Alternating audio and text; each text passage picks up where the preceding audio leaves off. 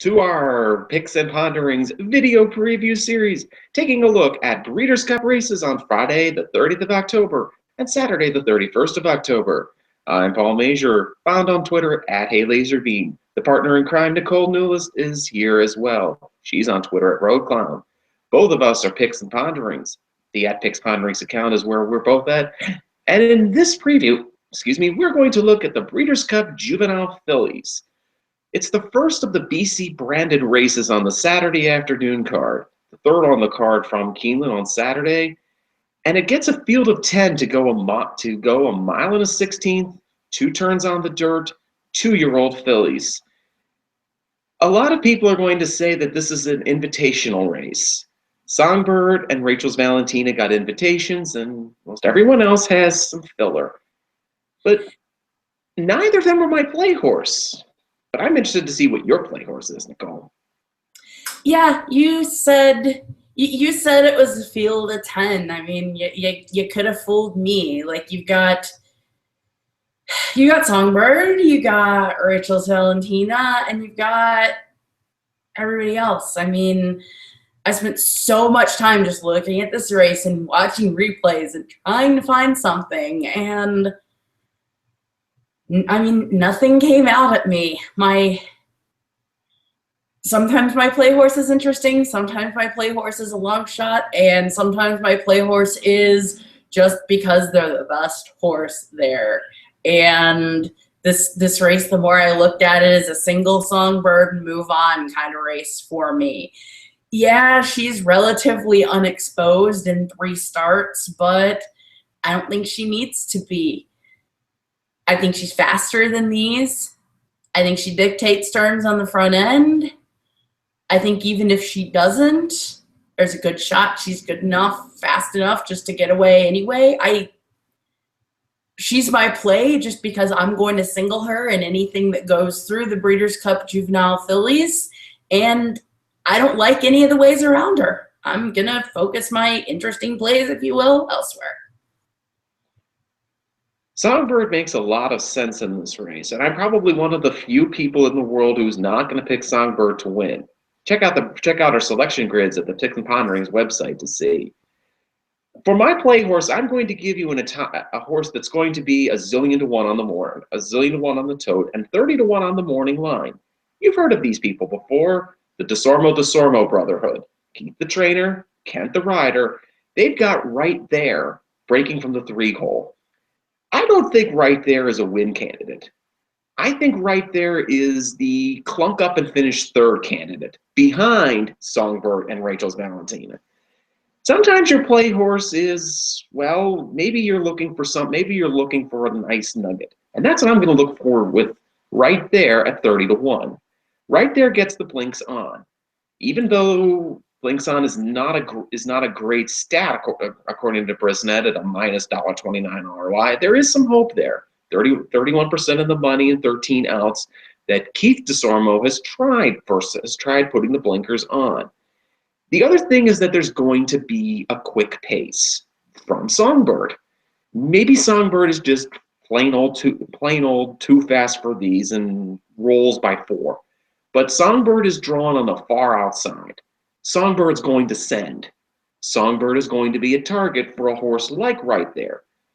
Maybe also with an Escandrea out of a deputy minister pedigree, maybe Right There can improve and progress.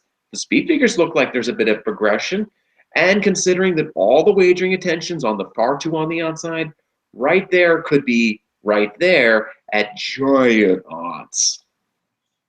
I can't fault you there, especially the thought of Right There clunking up for a share. I mean, she was out in California. She did have that 3rd place against Songbird going the same distance last out. It was well beaten, but given how well I regard Songbird, that's fine. At the price you're likely to get on Right There, I can't blame you one bit for that. As for my pass, I'm going to a horse who is probably going to take a bit of money, and I don't like her a whole lot, and that is the number 8, Dothraki Queen. Yeah, she won the Pocahontas 2 back, which gives her a win at the distance. Yeah, she was second behind Gomo in the Alcibiades over the sloppy course at Keeneland, showing that she has some aptitude for the track.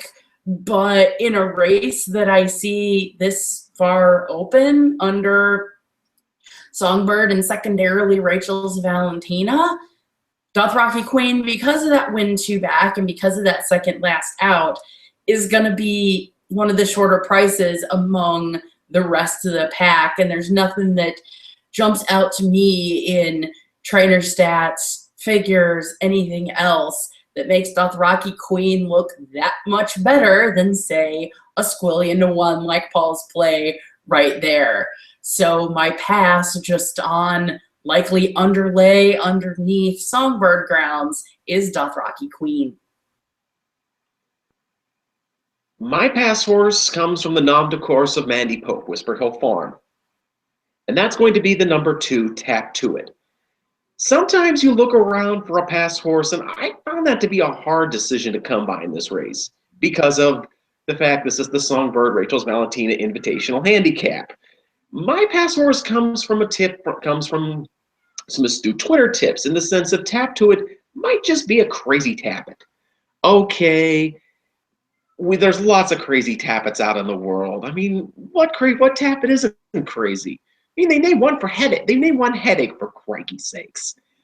Tap to It does cycle third into the third start of the career and hasn't been seen since getting the second to Rachel's Valentina badge in the spinaway. I really think I don't really find anything to endorse in that spinaway other than just someone had to be second behind Rachel's Valentina. This is a horse that's going to take a fair bit of money considering considering this horse was at Saratoga, the summer meet that matters most in the world. This is a horse that's got the pedigree that's got the tappet pedigree, that's got the money that's got the support of people seeing that this one's owned by the nom de course of Mandy Pope, the same woman that bought Hob de Grace for $1 squillion back in the day. There's a lot of reasons to think Tap to It's going to take more money than is necessary, and I'm not keen on Tap to It, especially considering Tap to It might not get the pace that's needed, and I also like Right There as a better closer. I can't go against you there, Paul. When I was trying to decide who to tab as my pass, it was a coin flip between Tap to It and Dothraki Queen, and the coin landed on Dothraki Queen. I could have just as easily gone with Tap to It as my pass, and I'm not playing her either. So to sum it up, my pick in this race is the number 10, Songbird, and my pass is the number 8, Dothraki Queen. For me, my play horse isn't a win candidate, but it's the number 3 Right There, a horse that deserves inclusion in your trifectas and superfectas. My pass horse is one door over to the left, number 2, Tap to It, thinking this one's going to take more money than necessary for a not-so-good Saratoga spinaway. Thank you so much for watching our preview, player pass on the Breeders' Cup Juvenile Fillies, and good luck.